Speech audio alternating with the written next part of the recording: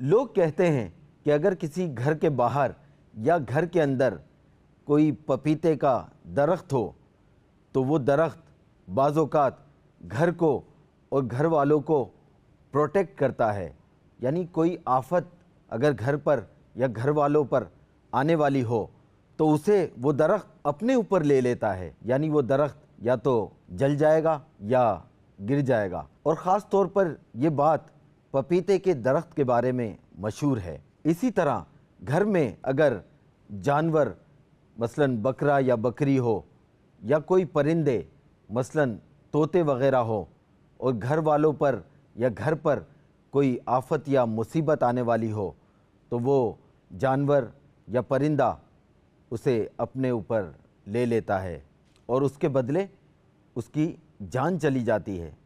یہ سب لوگ کہتے ہیں، میں نہیں کہتا، لیکن لوگوں کا خیال درست ہے یا نہیں یہ تو ہمارے شیخ ہی ہمیں کنفرم کریں گے۔ پلیز شیخ بتائیے کیا ہے حقیقت، کیا افسانہ؟ پہلے تو یہ ذہن بنانا ضروری ہے کہ مؤثر حقیقی یہ صرف اللہ کی ذات ہے، یعنی اثر پیدا کرنے والی ذات اللہ پاک کی ہے۔ تو وہ جس چیز میں اس نے تاثیرات ضرور رکھی ہیں چیزوں میں، لیکن وہ تاثیر اسی وقت کارآمد ہوگی کہ جب اللہ چاہے گا۔ آنکھ کی تاثیر دیکھنا، کان کی تاثیر سننا، یہ اللہ نے دیکھنے کی اور سننے کی طاقت کانوں اور آنکھوں کو دی۔ اب اگر رب چاہے، جو دی تو اس نے، رب چاہے گا تب تک آنکھ دیکھے گی، نہیں چاہے گا تو بندہ بلائنڈ، اندھا ہو گیا، اب آنکھ نہیں دیکھ رہی۔ آنکھ ہے، بالکل کھلی آنکھیں ہوتی ہیں، لوگوں کو نظر نہیں آتا، آپ نے دیکھے ہوں گے اس طرح کے بلائنڈ نابینے۔ تو یہ رب نے جتنی دیر اس آنکھ کو اجازت دی وہ کرنی۔ اچھا اب اگر رب چاہے تو بے شک اس بات پر قادر ہے کہ کان دیکھنا شروع کر دے، آنکھ سننا شروع کر دے۔ یہ تو اصل تاثیر اللہ نے رکھی ہے۔ اب یہاں یہ ہم آ گئے پپیتے کے درخت کے پاس، تو اب اس طرح کی چیزوں کے بارے میں جب تک کوئی حدیثیں نہ ہوں یا کوئی بزرگان دین کے تجربات سامنے نہ آئیں تو صرف رومر پر کان نہیں دھرنے چاہیے۔ لوگ تو ان کی جو سمجھ میں آتا ہے وہ بولتے رہتے ہیں۔ اب بظاہر کا بھی ایسا ہوتا ہے کہ یوں لگتا ہے کہ وہ بچہ بیمار تھا اور پپیتے کا درخت جو تھا وہ جڑ سے اکھڑ کر گر گیا اور بچہ تندرست ہو گیا، تو اب یہ ذہن بن جائے گا کہ اچھا اس کی وجہ سے میری آفت ٹل گئی، پپیتے کے درخت کی وجہ سے۔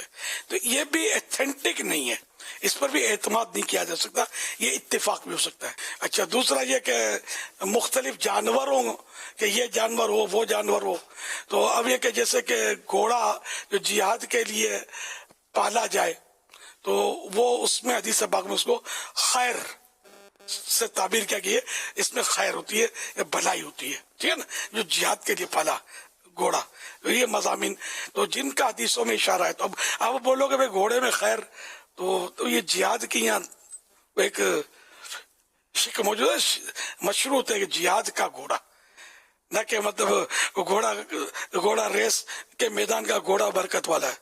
یہ تو ساری برکتیں لے کر جب قبر میں آپ کو اتارے گا پتا چلے گا کہ برکت بولتے کس کو ہے۔ خوب جوا کھیلا تھا مجھ سے، اب ہٹیا، اب میں آیا ہوں۔ پہلے میدان پہ دوڑتا تھا، کہیں ابھی آپ کے اوپر دوڑنا اور کودنا شروع نہ کر دے۔ ریس کا گھوڑا جوا لگاتے ہیں نا اس پر، جو لگاتے ہیں، تو اب اس میں برکت کہاں سے آپ لے آئیں گے؟ تو بہرحال یہ کہ حدیثوں میں جو کہا گیا اور جتنا پھر شروعات میں محدثین نے علماء نے ہم کو بتایا، ہر عالم شرح نہیں کر سکتا، محدث یہ اس کی ایک کیٹیگری ہوتی ہے، جو عالم تو ہوتا ہے لیکن مزید اس میں اس کے فن ہوتے ہیں، لیکن فن رجال، یعنی ہر فن کے ماہرین ہوتے ہیں، مرد ہوتے ہیں۔ تو یہ مطلب جو محدثین فرماتے ہیں، علماء ہمیں وہ بتاتے ہیں، تو اس سے مطلب یہ کہ جو پھر نکلے ہم تک پہنچے تو اتنا ہی، اس سے نہ کم کرنا نہ زیادہ کرنا ہے، اپنی مرضی سے۔ یہ اصول آپ یاد رکھیں ورنہ آخرت میں پھنس سکتے ہیں۔ اپنے گھوڑے نہیں دوڑانے، اپنی باتیں دین کے اندر داخل نہیں کرنی اپنی ذاتی باتیں کہ یوں اور یوں مسئلہ یوں، ہم نے بھائی بڑھاپا اور ہم نے تو بال تجربے کی بھٹی میں سفید کیے تو مسئلے ہم کو بھی آتے ہیں کر کے، جو گھر میں مفتی بیٹھے ہوتے ہیں نا بڈھے بڈھے، تو یہ نہیں کرنے گئے. جو بیٹھے ہوتے ہیں میں ان کی بات کرتا ہوں، وہ کیا کیا مسئلے کر رہے ہوتے ہیں، نہیں کرنا ہے بالکل. جو بھلے جوان عالم دین ہے، وہ عالم دین وہ بتائے وہی درست ہے. بوڑھا بزرگ شریعت کی بات کرے تو اگر وہ عالم دین اس کی تصدیق کرے اور اس کو درست قرار دے پھر تو صحیح ہے، ورنہ پھر یہ بات ہم نے عالم کی بات کی ہے. یہ ذہن رکھیں کہ مطلب ورنہ ٹھوکر لگتے دیر نہیں لگے گی، پتہ بھی نہیں چلے گا. اچھا پھر یہ کہ جانوروں کے تعلق سے تو اب یہ کہ جیسے مرغے کے بارے میں تو حدیث پاک میں ہے کہ مرغا بھی کون سا؟ وائٹ. دو فرامین مصطفیٰ صلی اللہ علیہ وسلم سفید مرغ رکھا کرو، اس لیے کہ جس گھر میں سفید مرغ ہوگا تو نہ شیطان اس گھر کے قریب ہوگا اور نہ جادوگر ان گھروں کے قریب ہوگا جو اس گھر کے ارد گرد اطراف میں، ان کو بھی پروٹیکشن حاصل ہوگا. دوسرا فرمان، سفید مرغ کو برا بھلا مت کہو اس لیے کہ یہ میرا دوست ہے اور میں اس کا دوست ہوں، اور اس کا دشمن میرا دشمن ہے. جہاں تک اس کی آواز پہنچتی ہے یہ جنات کو دفع کرتا ہے، انہیں جنوں کو بھگاتا ہے. جنات کے تعلق سے لکھا ہے کہ وہ ڈیمو سے گھبراتے ہیں.